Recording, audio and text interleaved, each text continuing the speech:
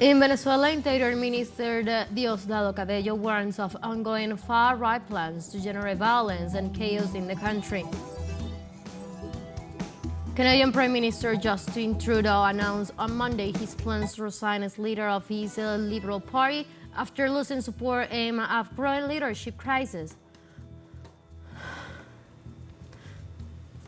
And in Palestine, Israeli occupation forces furtherly intensified their attacks on Gaza in truce negotiations.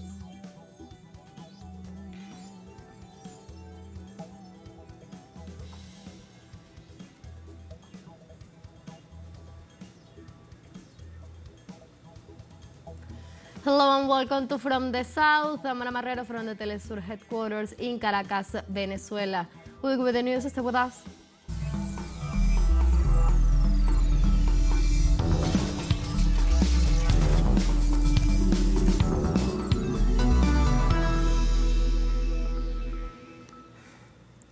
Venezuelan Interior Minister Diosdado Cabello made a statement on the attempts of the far right to generate violence in the country.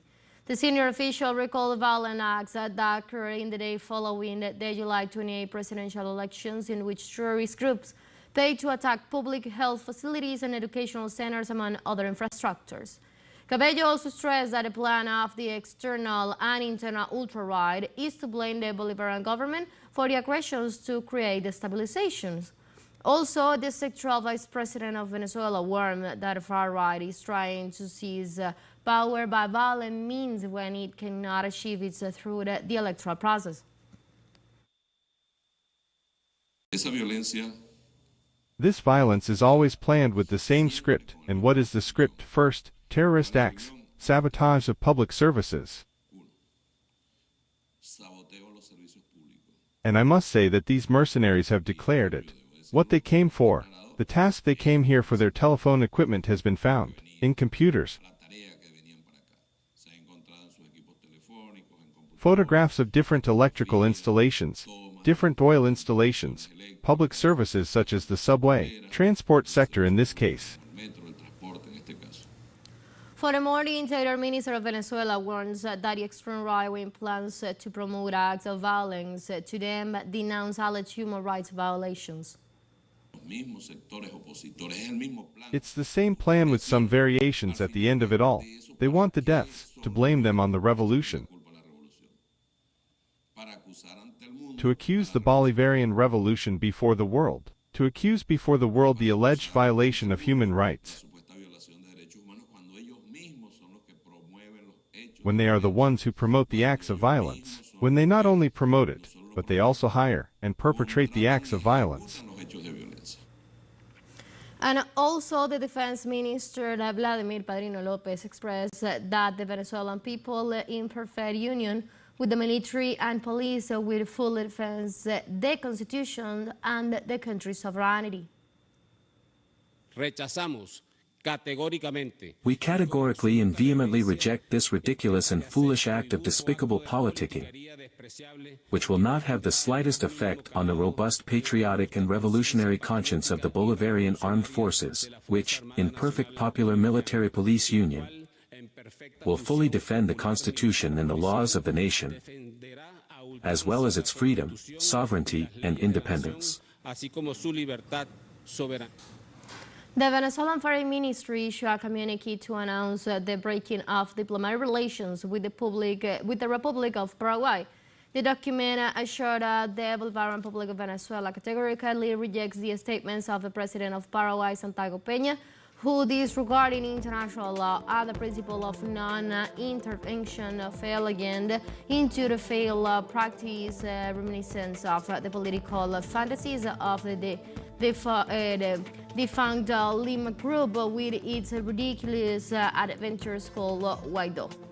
In the statement, the ministry assured these actions are a repetition of strategies without political, legal, or social support, which have demonstrated their result in failure.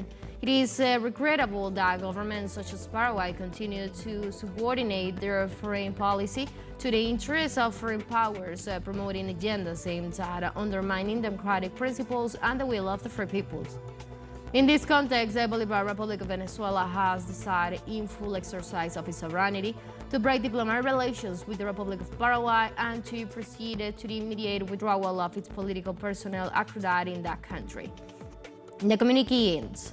The Bolivarian government reiterated its commitment to the defense of democracy, peace, and self-determination of the peoples, essential principles of the United Nations, and reaffirms that no tricks orchestrated by the international fascism will be able to bend the will of the people determined to build its own destiny.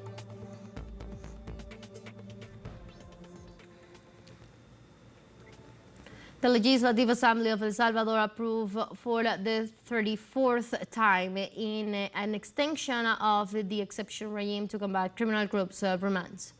The measure went into effect on March 27, 2022, and since that day, according to the authorities, more than 83,900 captures has been reported. Government's legislators, including the president of the body, Ernesto Castro, have defended the application of the measure, assuring a reduction in the homicide rate. However, human rights organizations in the country, in addition to reporting the abuses of power protected by this regime, confirmed that 300 deaths of those deprived of liberty, many of whom were innocent. In Ecuador, on Sunday night, the National Service of Integral Attention for Adults Deprived of Liberty and Adolescents Offenders informed that former Vice President Jorge Glass was returned to his cell after an assassination attempt. According to the authorities, all security protocols were activated before that and remains active. The response managed to stop incidents that were generated by the other prisoners and that, in effect, put the life of the ex-vice president at risk. The organization points to incidents generated intentionally to destabilize order and peace and assured that Jorge Glass joined security guarantees. Despite the measures granted by national and international bodies, the former vice president has been held in La Roca prison since Ecuadorian forces assaulted the Mexican embassy where he was in asylum in April 2024. On Sunday, the University of Havana celebrates its 297th anniversary, paying tribute to the distinguished figures and reflecting on their historical and current importance. The university rector, the median Nicado, highlighted the university's commitment to the history of the Cuban Revolution, in addition to its important contribution to politics, culture, and science. Nicado reaffirms the commitment to the education and excellence, in addition to the construction of ideas that deserves to be transferred to the leaderships of the country to contribute to the homeland. The university institution, in addition to its educational work, also reforms social, politics, and defense activities in the country. We celebrate this anniversary with a university committed to its history and to the times in which our country lives, and this is essential to continue growing as a source of knowledge, as a space for debate, as an innovative university that promotes ideas that deserve to be transferred to the leadership of our country, with the aim of doing things better, of being more efficient, and more dynamic in the solution of our problems. The Bolivian people commemorate on Monday the struggle against Spanish imperialism in the face of the 200th anniversary of its independence, boasted by Simón Bolívar.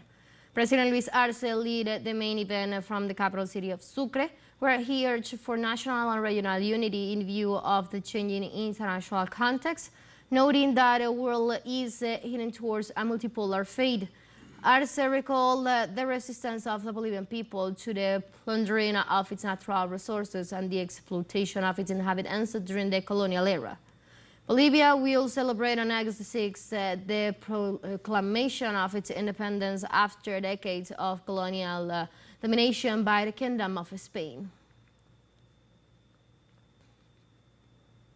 Let's take a very short break, but remember, you can join us on our TikTok account as teleSUR English, where you'll be able to see news in different formats, news updates, and more. Stay tuned for more news.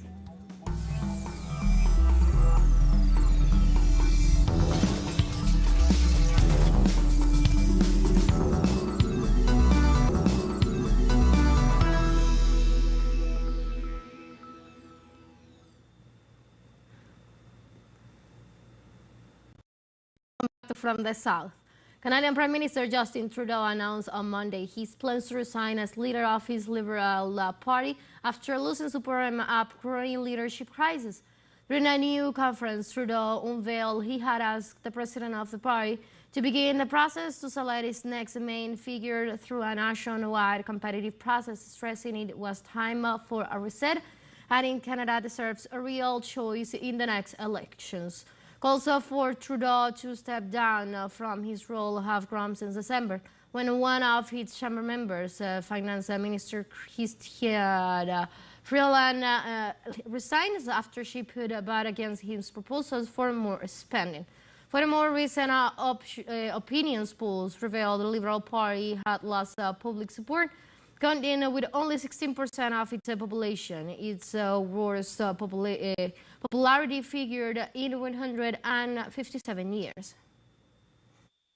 Over the holidays, I've also had a chance to reflect and have had long talks with my family about our future.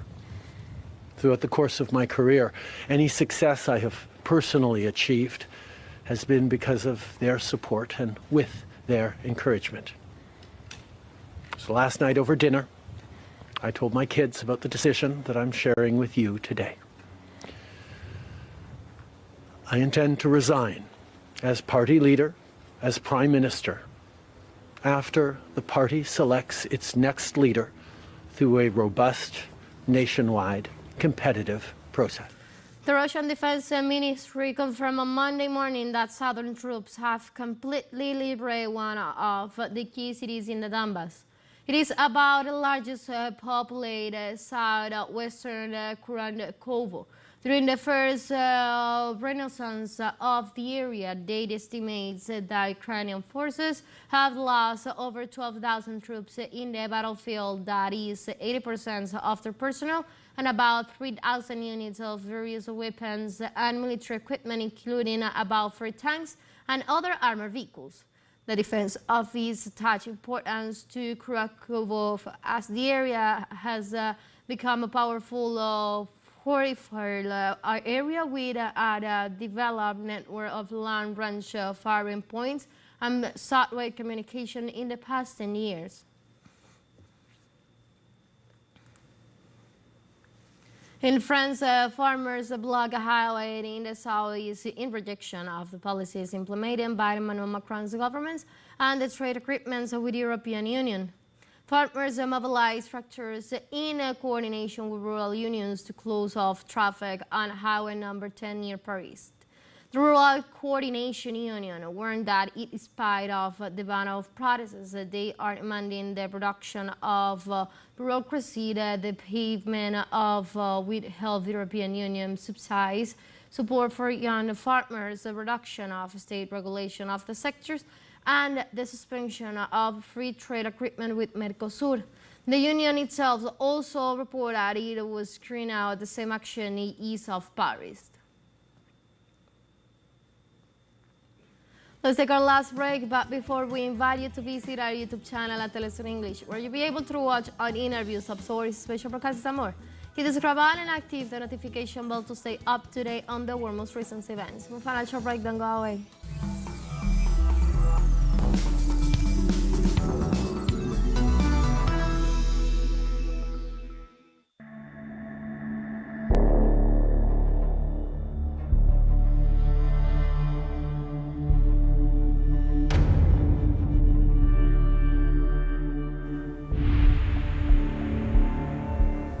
Welcome back. The Israeli occupation forces have fiercely intensified their attacks on Gaza, while Israel and Hamas resistance movements have been discussing the possible truth. Authorities report on Monday morning 8 deaths in Sheikh Radav and numerous injuries in northern Gaza. In addition, they informed people went missing after a bombing on a house nearby the Old Mari Mosque in Derat. Indeed, the genocidal forces have pushed the Palestinian death toll up to 250 from Thursday to Monday.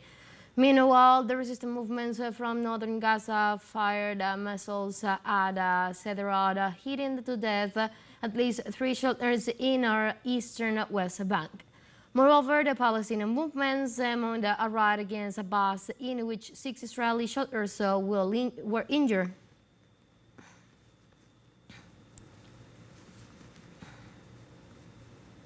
In this context, Israeli occupation forces shelled the Al-Bahrain refugee camp where thousands of Gazans were sheltered.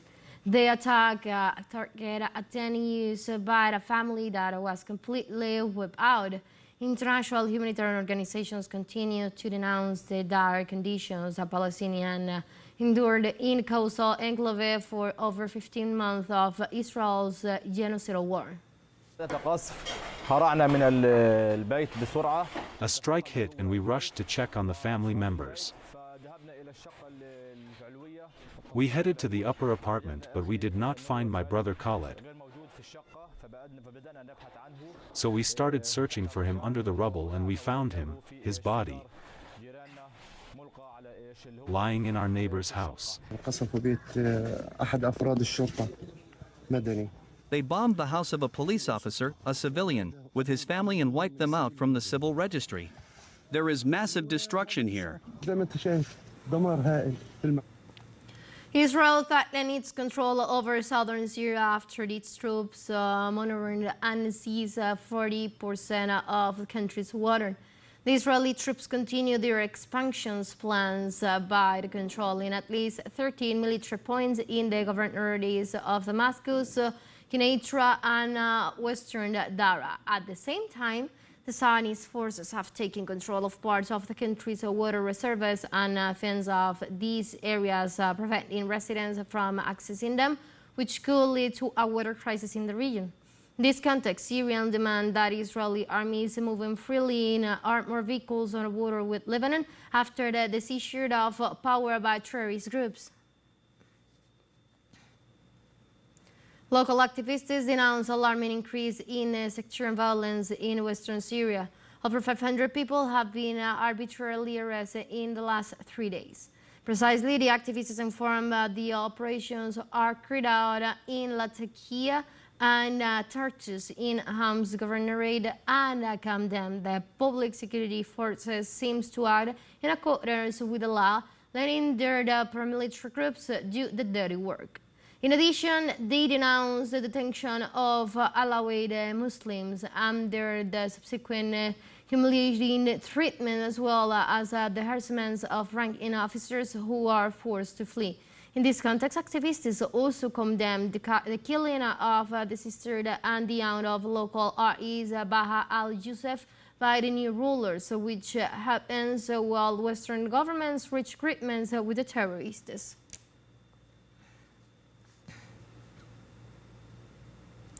A new attack on a gas station south of Khartoum, capital of Sudan, in the context of the conflict between the Sudanese army and the rapid support forces has left at least 10 people dead and 3 injured.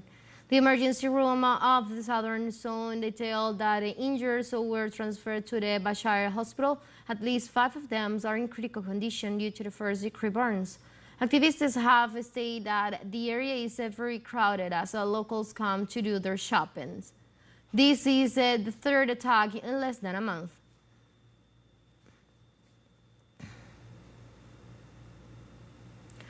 Local humanitarian organizations warn of the consequences of the new advance of the M23 rebels in the Congolese province of North Kivu.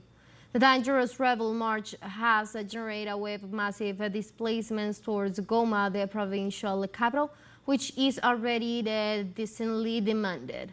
Currently, there are 3 camps with serious limitations of drinking water, food, or basic medical services.